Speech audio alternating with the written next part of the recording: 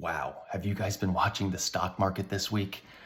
The S&P 500 and Nasdaq have both closed at all-time highs now 4 days in a row. You have that happening while gold is close to its all-time high, and so is Bitcoin. So both your speculative and hedge investments are at all-time highs.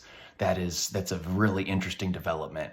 And what has me so amazed is when you read the news, when you hear anything macro that's going on. Obviously there's a lot of global conflict right now with multiple wars happening right now.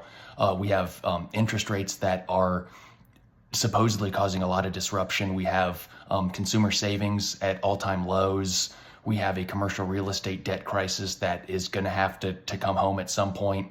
With that, the regional banks hold a lot of that leverage. So is there going to be contagion in the banking industry? I mean, Silicon Valley Bank last year was pretty disruptive, and that was just one bank.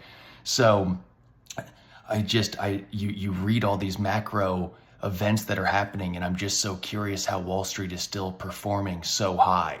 It's a bifurcation that doesn't really make a whole lot of sense to me. I don't see where the return is going to be for these investors.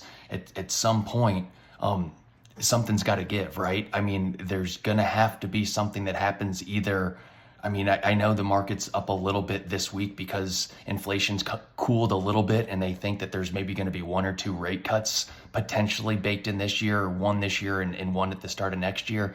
I really don't think 50 basis points are going to save or do that much. So I'm curious, what am I missing in terms of what's causing this massive bull run again, while it's been a 3-year bull run, when I don't know fundamentally what's driving this growth. I mean, the federal government's at a $2 trillion deficit.